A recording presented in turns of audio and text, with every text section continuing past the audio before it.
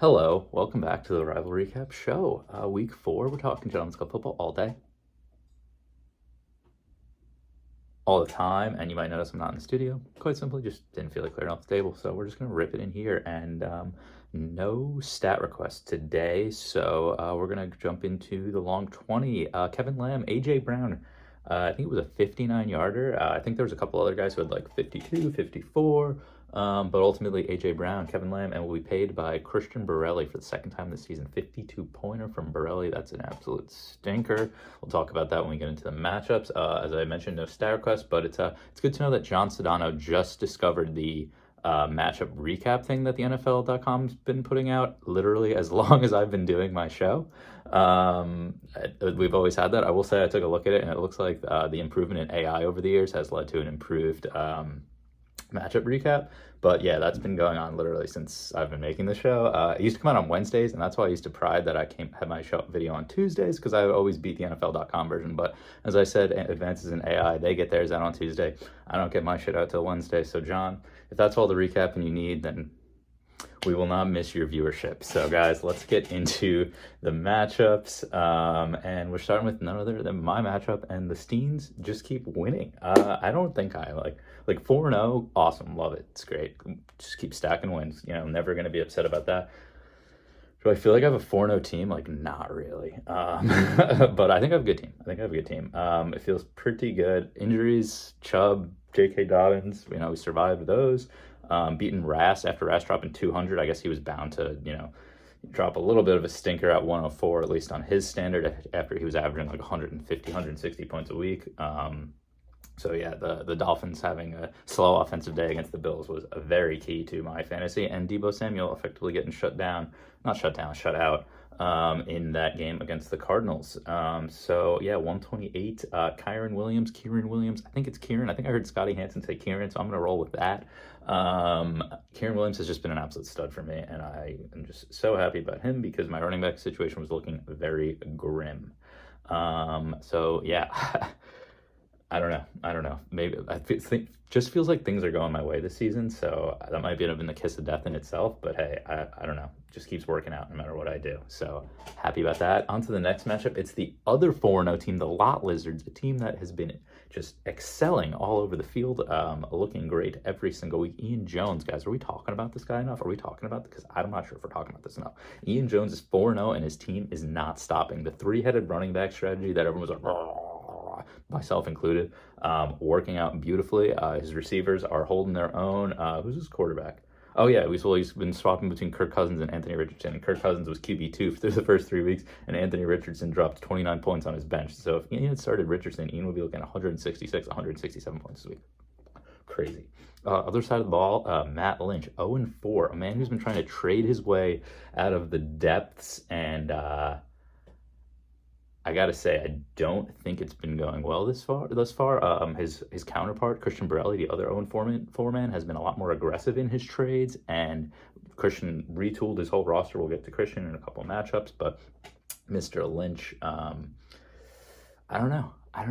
It sucks when you got like Cole Kmet with 27 points on your bench. Like, who could have thought that? I just don't understand when you trade Lamar for effectively 3 guys, because you gave up some trash along with Lamar, right? A.J. Dillon, who's now on my roster for God knows what reason, and Tyjae Spears, right? Okay.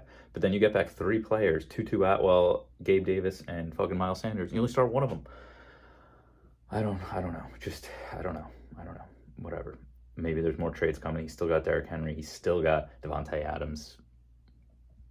Some big offers are probably being sent. Actually, some bad offers are probably being sent his way. That's probably why he hasn't made a move yet. So we'll see if another large trade's on the horizon for Mr. Lynch. But Ian, excellent stuff for now. Next one, Kevin Lamb, 117 to Christian's 52. Oh, I said in a couple of matchups we'd be talking about Christian, but it turns out it's next matchup, 52.9.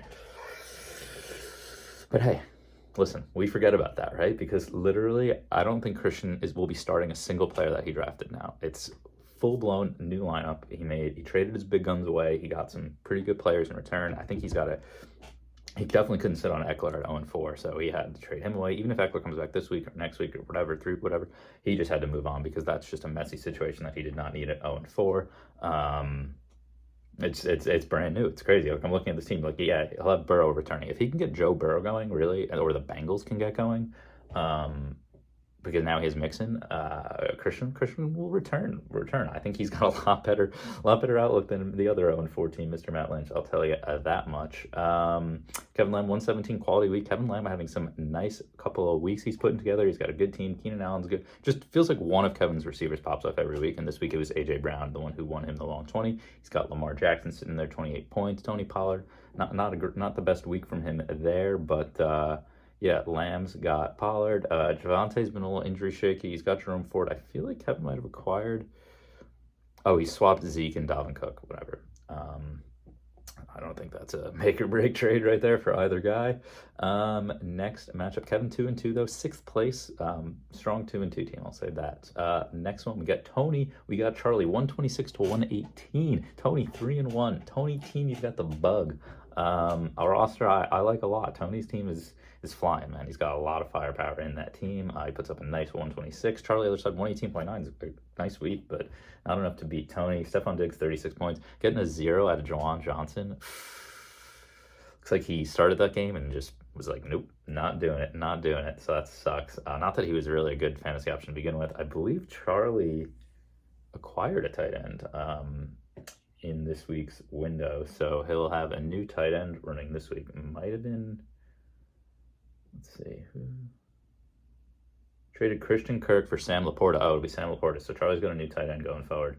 And Eric will have Christian Kirk. So Charlie 1-3, but I think Charlie's got a good team with Stephon Diggs and Amon-Ra. He just needs his running backs to really start putting in some consistent performances, and Charlie's team should be on the rise. And next one, Jefferson Street Jets, 150.9 to 112. The man who just dropped 150 also just acquired Austin Eckler. Some danger coming from the witch camp. I think his team's definitely getting a lot more exciting. Achan, that's how it's apparently said, guys. Achan is cruising, 27 points. McLaurin, Jefferson, nice weeks. He got rid of, so who did he get rid of? He traded Pittman, Mixon,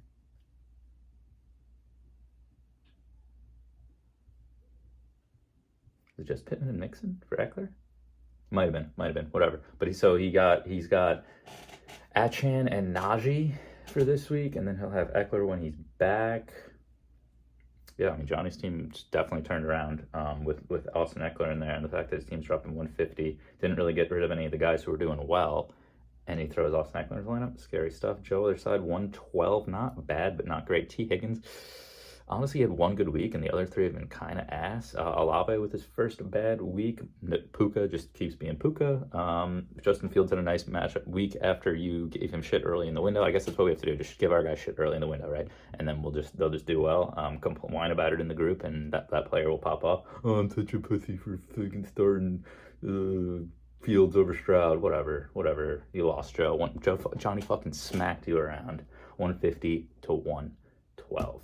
Next one, it's the Tokyo Knights versus the Young Esquires. The Tokyo Knights finally cool off. Well, I say that. I think he had like 97 points last week in a win and actually did better this week, but he finally takes his first loss. Tokyo Knights to the Young Esquires, 144. Another team that's 2-2, retooled and ready with a lot of fire. Mahomes, who's his new acquisition, didn't even have a great week against the Jets, but Swift and Walker were solid. Ayuk, good. Nico Collins, phenomenal. So clearly, Nico Collins sliding in and taking Jalen Waddle's starting spot was no issue whatsoever after he moved on from Waddle in order to acquire Mahomes. And he's got Dobbs on his bench, who's been looking pretty good. So Spencer's got juice, man. 2-2. That's a team. It's a team I don't want to see later in the season. I think I'm glad I already beat him. So I don't want to see that team again. I probably narrowly snuck by, if I remember correctly. Other side, Weston, the Herberts did well, and not much else. Mike Evans' hamstring issue doesn't seem super major, but hey, something to keep an eye on. Totally forgot Weston just says Saquon chilling. When is he getting him back? We're going to see Saquon next week. I'm taking the time to click on this. He limited practice today. Good stuff from him. So Weston might be seeing him next week. Last matchup of the week, the Latin Mooks, James Ortiz, 2-2. Now versus Eric Olson, 77-point stinker at Olson falls to 1-3. Eric Olson's team's looking not that good. However, he lost Mike Williams for the season, but he just traded Laporta for Kirk, so he's got his 3 wide receivers back: Christian Kirk, Godwin, Metcalf. He's got Kelsey in at tight end. He really just needs to figure out the running back thing. I saw Ramondre went questionable today. Limited at practice. Hopefully it's not too big a deal. Eric can't seem to figure out the quarterback. We drafted Geno Smith. He dropped Geno Smith. He's got Geno Smith back. Stafford's under the roster, but I don't know. He only started him once. And then other side, Ortiz continues to be carried by the freaking Cowboys defense, 27 points, and then Dave Montgomery, 34 points, and then Hurts pretty good. That's all there really is to say about Ortiz's team. I think as far as two teams, let's look at the standings real quick before we wrap this up, because I like a few of them a lot. I like Lamb, I like Spencer, and I like Johnny. So I guess I like 3 out of the 4 2-2 teams. I'm just an Ortiz hater till the end of the season. That's not a roster I can get behind. But guys, that's the matchups. We got a safe space week. Hope we got through this all in a timely manner. Joe gave us a couple questions. Kind of touched on when I was like, oh, who are the pretenders? Who are the contenders? It might be too early to start to call that, but Joe gave us the question of overrated, underrated. Hopefully everyone answered. I'm sure I got some answers, but I'm sure I got some overrated is what I'm trying to say. But hey, 4-0, not mad in the slightest. Hope everyone has a wonderful week, excellent fantasy week, and a beautiful weekend. Thank you.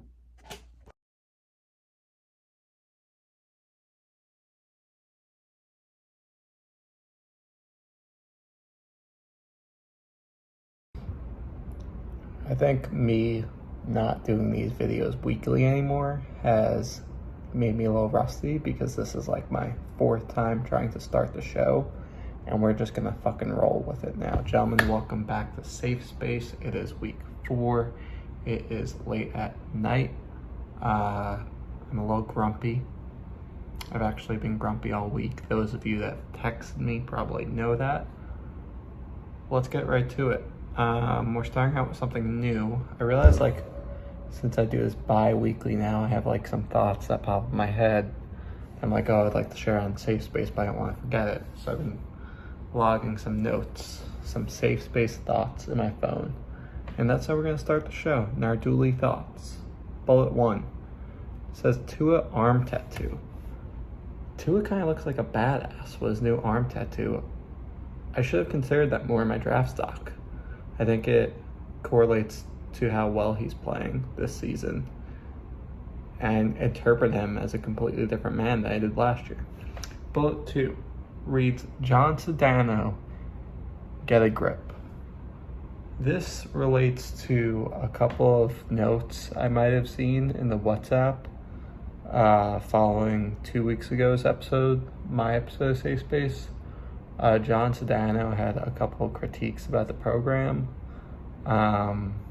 Mentioned it was too long. He mentioned that I repeat what I say sometimes. Yeah, I do, John. You fucking bozo. Have you ever heard about emphasizing a point? Have you ever taken storytelling 101? Have you ever learned to speak with fucking conviction? I do emphasize my points. I do repeat them. And then he also had this note, know your audience. So I watched week 2 at Johnny's apartment, his new apartment. And Tor was telling me that Johnny spends his new time, his new hobby is looking out his window. It oversees a ShopRite, and just staring at people go into ShopRite because he's amused at ShopRite's different traffic velocity at different times of the day. It's like, it's an on the spectrum hobby, if you ask me. So John, should I tailor this program to that? Next bullet. The white Bengal uniform they wore it a couple weeks ago against the Rams on that Monday night game gets a lot of props on Twitter. I think it's just fine. It needs more color for me. Next one. Lynch thinking long and hard. A couple weeks ago, I was like pretty close, I think, with a couple trades with Lynch, namely for Lamar Jackson. Kevin ended up getting him. And like both trades, Lynch was like, I thought about this deal like long and hard, and just decided to go a different way, which is fine. But I was thinking, is like, how long is thinking long and hard for Lynch. Like 4 or 5 minutes. Next bullet. I'm really sick of all the praise that Scott Hansen gets. Like he's some... Listen, I am not criticizing NFL Red Zone. I love NFL Red Zone. I think that's a great product. But everyone like talks about Scott Hansen like he's like America's best friend. I think he's not that great at his job. Every time I watch Red Zone, every week, like he misses things. He's not good at the octo box or the quad box. He calls something a touchdown when there's clearly a flag on the field. Like, and he has people in his ears telling him what to say. Like, I don't think he's that good at his job. And he's such a dork, too. Like, every Sunday night he goes, 6 hours till football. Can't sleep. Like, bro, we get it. You like football. We all like football. I'm not a Scott Hansen guy. 2 more. Low quality group chat that says, this is like in particular Sundays. Can we just like fucking stop with the... my guy scored a touchdown, so I'm just going to put his name in the chat with a couple exclamation points. Can we, like, I don't know, try to have some sophistication in the chat? Maybe make a couple points about what you're seeing, what you're liking. Like, it's very impulsive. We're better at that. Be better at that. Last bullet of Narduli's thoughts. New segment. Might not ever happen again. It just reads, I need a break. I wrote this at about 11:30 Monday night after Daniel Jones threw a pick six, 100-yard pick six, and I shut off the Giants game. Where I'm at, Giants suck, and my fantasy team, Giants definitely suck. My fantasy team might suck. These past couple weeks have been rough, and I just need a break. I decided I'm not going to watch football at all this week. I'm not going to watch 1 second of football, and I'm going to enjoy a nice cleanse, and hopefully I come back refreshed to get back at it, because I don't know what I'm going to do if the Giants suck and my fantasy team sucks. Got the Celtics. Shout out Drew. All right, let's get to the program. 6-minute intro. Wow, Johnny's gonna fucking love that. Best team, worst team. Best team. 7 votes. Clear majority. He's in first place. Mr. Ian Jones.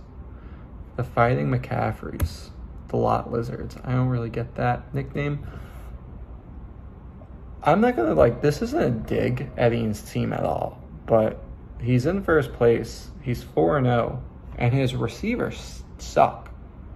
And I think that's just interesting because, like, typically the best teams that we vote for and the best teams in our league are, like, generally well-balanced, and they have, like, a few good running backs, a good quarterback, and obviously a few good receivers. Whereas Ian's team's, like, really just Christian McCaffrey based, and then he has, like, Anthony Richardson could pop, Jacobs could pop, Hawkinson could pop, Etienne could pop, but it's really, like, very much star-driven by McCaffrey, which is, like, a lot of eggs in one basket, but obviously so far it's panning out. That was a great pick by Ian, 2 overall, and yeah, nothing more to say. McCaffrey looks amazing. I think the biggest pull in that tent is whether or not he could stay healthy. Worst team, 9 votes. Christian Borelli. Christian got 9 votes and Lynch got 2 votes. Like, is Christian's team that much worse than Lynch's? Let's look at Christian's remade team. Made a lot of trades over the past 2 weeks. Burrow, Mixon, Ramondre, Pittman, Waddle, Jonnu, Dotson. So Christian's betting on is the Burrow bounce back, the Stevenson bounce back, and then Waddle for the first time all season playing like a second-round draft pick. If he gets that, he'll be competitive, so long as Mixon and Pittman are steady, and then he figures out the flex.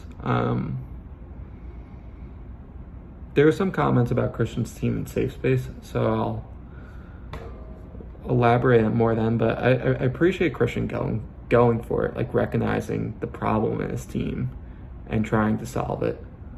It's more than others have done in the past, and I've expressed my frustration on that.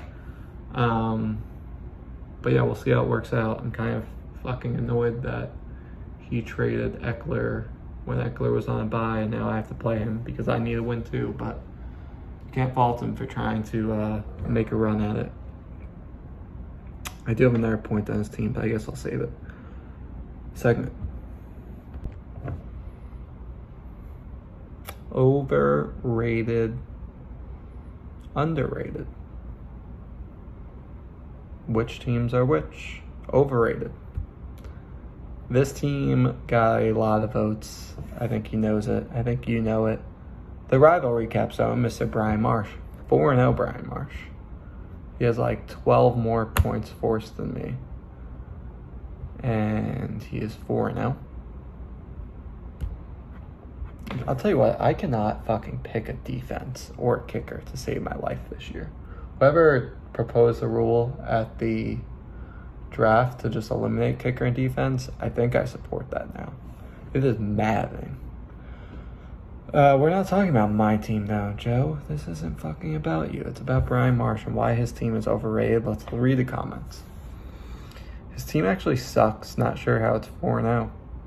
He's gotten lucky with his matchups, and he's got a few guys I hate. He'll probably win the ship. No idea how he's undefeated.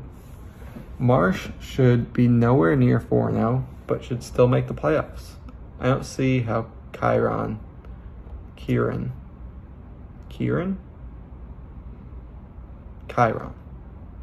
stays healthy though. No clue how that team is 4-0. I think he has a lot of average guys that have been performing well above their usual means. They'll come back down to earth. Marsh, I knew this was coming. He recognized it and he submitted for himself. I guess I'll get some overrated votes. Not sure how I'm 4-0, but not mad about it. I think I have a good team, top half, maybe not second overall. I think the key, Marsh, is you recognize that you're overrated. You recognize you probably shouldn't be 4-0. Do you have the balls to try to make a move and stir up your team now when things are going well? Or do you continue to run out and see if you keep winning? Knowing Brian Marsh, I have a strong suspicion of which route he'll be going there. The former. Weston, you got an overrated vote. I think Weston's team is the most overrated. The most overrated. He has a lot of players that seem to produce in the first 2 weeks have now fallen off a cliff the past two. I think that's unfair because this first round pick has missed the last 2 games. Definitely trending towards regression as the season goes. I like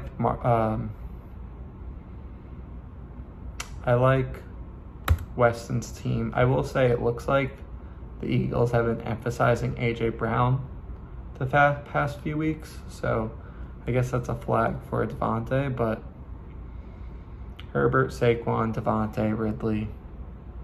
He's got guys. Starting Sam Howell this week. Whoever's playing Weston, he has so many guys on bye this week. Great week to play Weston. Ortiz, you got to vote. To be honest, he's not really overrated, but him merely being in this league is just too much for me. Well written. And Rast voted for himself. I'm the most overrated team. Lots of concern going forward with Puka, Mostert, Chan, and still no official word on Taylor. Not to mention Jamar and the Bengals' struggles. Rast just has no idea how to operate as a human being with a good fantasy football team. Like, when he was 3-0, he was just unbearably annoying in the chat. he still is mostly unbearably annoying in the chat, and now he's just like screaming insecurity about how he thinks his team's fucking overrated. It's not overrated, Rask. It's good. Just stop being fucking annoying about it. Underrated. Underrated teams. Kevin Lamb. You have a vote. Lamb's team has been flying under your radar. He's the best duo of wide receivers so far and has a potential to go off any week. Pretty solid. Good for Kevin. Underrated. I mean, I have to fucking say this. That vote was from Ortiz. Death, taxes, Ortiz having this fucking crush on Kevin Lamb year after year. He loves him. He loves him. Kevin, you got a second vote. Had a rough start to the year, but he has 4 top 10 guys at their position. I do agree Kevin's team is underrated. He has Pollard, he has A.J. Brown, he has Lamar, and he has Keenan Allen, and those are 4 guys. And really, like, I think at this point in the season, you're not really looking for, like, a full roster. Those usually come throughout the course of the season. But you're looking to see if you have fucking guys. And you need, like, 3, probably at least 3, maybe 4 guys to be competitive, and it seems like Kev has that, so we'll see if he's, I mean, Kevin's every other year, so last year was a bad year. This year should be a good year. John Sedano got a vote. To be honest, Johnny's team's looking scary. If A-Chan, did you guys see that thing where it's not pronounced A-Chain, it's pronounced A-Chan? If he keeps up alongside Justin Jefferson, Eckler, Johnny made a great trade this week. I'll touch on the Christian point now, actually. So Johnny traded for Austin Eckler. I think he's got a great team, just to finish off on that, with Justin Jefferson, with A-Chan, and with some of his other receivers. So Christian traded Austin Eckler, and I think my problem with that was you're trying to trade Austin Eckler for pieces that supplement your team. But he traded Austin Eckler when his value was relatively low because he had a bye this week. Like, I think Christian would recognize that he doesn't have to go 10-0 to finish the season. He probably just has to, like, be winning more times than not. So, like, why would he trade Eckler at a lower value to, like, try to win this week versus just waiting 1 week when he gets off his bye and you could probably get more for him? Like, is it that necessary to beat me this week? At the end of the day, you're going to lose a couple more times throughout the season no matter what. Like, I think it just would have been more worth it when Eckler comes back off the bye, they announce he's playing, and Christian could go in the chat, I'm trading Austin Eckler. You could probably get more than Mixon or Pittman. That's my 2 cents. Sell high. Don't sell fucking Charlie Carita is telling me that Jacoby Myers and Chris Olave are the same player. That's so, the people in this league look at the previous week and act like that's just Godspeed for the rest of the season. It's the dumbest thing. It's so fucking stupid. Matt Lynch tells me T. Higgins is unstartable for the rest of the year. Like, Jesus Christ, dude. It's a long season, boys. It's a long season. And Tony, you got an underrated vote. No, he's 3-1, but don't think he's getting the respect for how good his team is. Tony's one of the ones I like, but he's not one of the ones I respect. Charlie, you got an underrated vote. I know his roster is a lot better than 1-3. I mean, the running backs are tough, but I saw today that Salah said that Breece Hall is no longer on a touch limit. So if Breece is able to top off, then I think that'll completely remake Charlie's team, quite frankly, if he returns to the form he was before he got hurt last year. So yeah, Charlie on the upswing. Let's close this puppy out. All right, we'll wrap up with some SS submissions. Spencer annoyingly announcing every time one of his players scores just to end up losing each week is both hilarious and annoying to me. Yeah, the conglomerate's been getting a fucking double dip of this because not only does Spencer do it in the fucking WhatsApp, but he also like does it in our New York, New Jersey group chat. Nico Collins! Exclamation point. Garrett Wilson! Exclamation. It's like, dude, we're all fucking watching Red Zone. Tell Tony that going 0-5 is widely regarded as impossible, so I'd watch out. Also, ask him to bench Tyreek. McGuire would be ashamed to learn her boys are the current bottom feeders of the league. Some would say was a bottom feeder.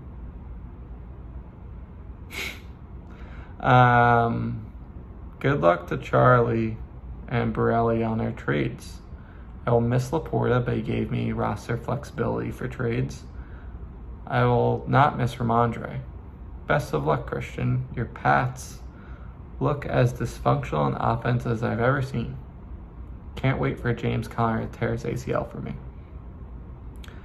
I saw Aaron Rodgers walking on the sideline video and put a future on the Jets Super Bowl. Just felt like it's all part of the NFL script. Is this a real submission? I don't remember who fucking submitted this, but who fucking submitted this? If this is made up, that's a horrible made up submission. And if it's real, it's the dumbest fucking thing I've ever heard in my life. Please, I'm gonna forget when this is posted, but someone write in the chat who the fuck wrote this. Send me the screenshot here. And if it's, God help me, if it's like a $5 bet. Fuck this guy. It really pissed me off this weekend seeing the Commanders not go for two after the game tying TD at the end of the game. Their defense is gassed. You have all the momentum and you're the inferior team. Would you rather leave the game up to one chance to get 2 yards or coin flip where you never get a chance to win?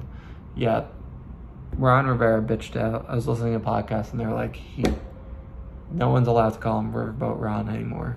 I have a friend that's a Commanders fan that was pissed. I applaud Borelli for not sitting there and giving up on his team. Hope he has success and lays out the blueprint for teams that struggle early in the season. Love what Borelli's doing. This is his second submission. Full new lineup and a pretty solid one at that. Hope he wins this week. I don't. Joe, don't worry. I'll do your dirty work and put a bullet in the witch. You know, when my team's scoring like 90 to 110 points, it's not, I'm not losing because of my competitors. I'm losing to my own fucking team. I just can't score touchdowns. Bijan, 1 touchdown. Olave, no touchdowns. I just need touchdowns. Last 2 submissions. Happy wedding weekend to our good friend Michael Weston, and congrats to Mike and Eden. Michael, I'm not going to tell you congrats yet. You haven't accomplished anything yet. But come this weekend, I hope you will. And if this episode sucks, we know at least next episode will be good because we'll be doing live interviews from Michael Weston's wedding. Gentlemen, I hope you have a better week than I am. Godspeed.